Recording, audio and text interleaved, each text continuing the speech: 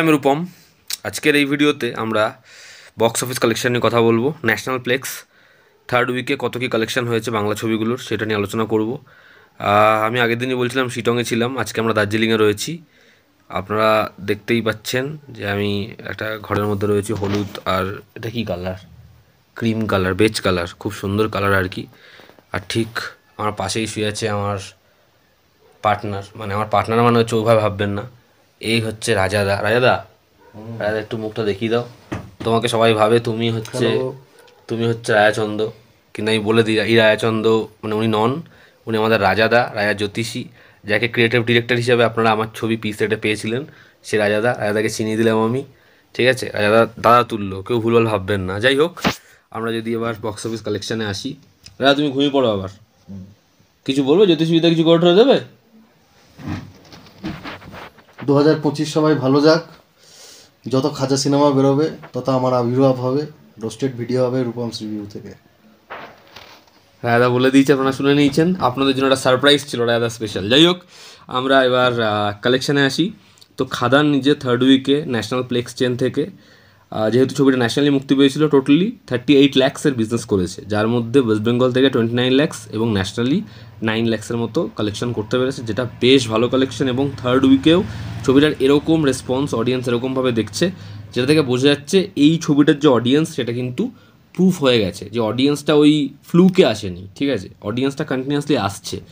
এবং যেহেতু দেব আর একটা দারুণ প্ল্যান অ্যাচিভ করলো, সেটা হচ্ছে যে এই যে খাদান ট্যুর 2.0, ঠিক আছে, এই যে সিঙ্গেল স্ক্রিনে আবার অডিয়েন্সের ভিড়টা, এবার দেখুন দেব আসছে, দেবের টিম আসছে, লোকে পাগলের মতো যাবে হলে, ঠিক আছে?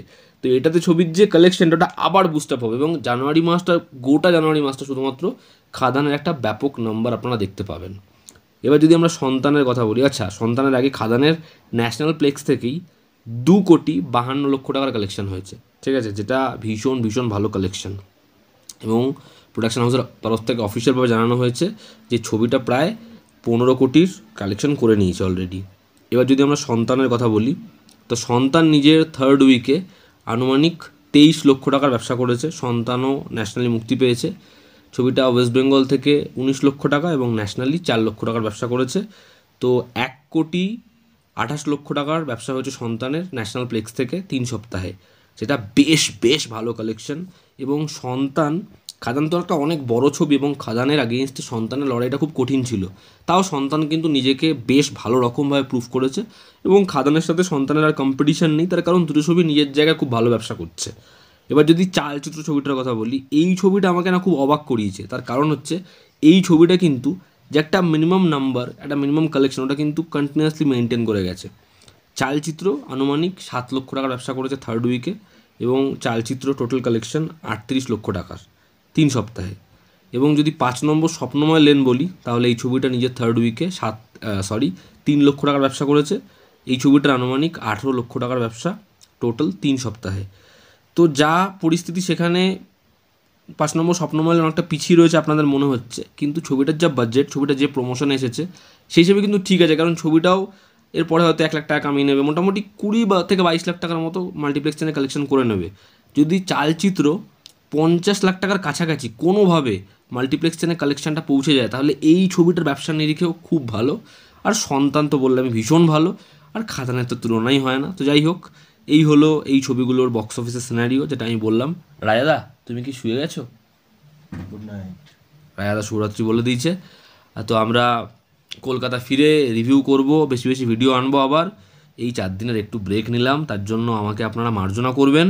এবং আমিও চাই আপনারাও মাঝে মাঝে ব্রেক নিন, মাঝে মাঝে নিজের বন্ধু ভাই যাদের সাথে সবথেকে বেশি পটে তাদের সাথে বেরোন।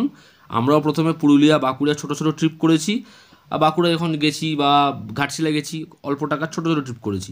সেখান থেকে আসতে দার্জিলিং করেছি। এবং আমার মনে হয় আমার থেকে যারা বড় লোক আছে, আমি তো নিচে আছি, তারা যেমন গোয়া করতে পারে, আমরা তো গোয়া ফোয়া করতে পারি না, তারা বাইরে করতে পারে, সেটা আমরা করতে পারি, আমরা দার্জিলিং আসতে পারলাম। আপনারাও এই ট্রিপগুলো করুন বন্ধুদের সাথে, একটু ফ্যামিলির সাথে ট্রিপ করুন, পরিবারের সাথে বেরোন, প্রেমিকার সাথে বেরোন, যাকে বিয়ে করবেন তার সাথে বেরোন বেরোন, একটু মজা করুন, ঠিক আছে? আবার দেখা হচ্ছে। Love you all, step by, take care. জনতা আমাদের পাশে আছে।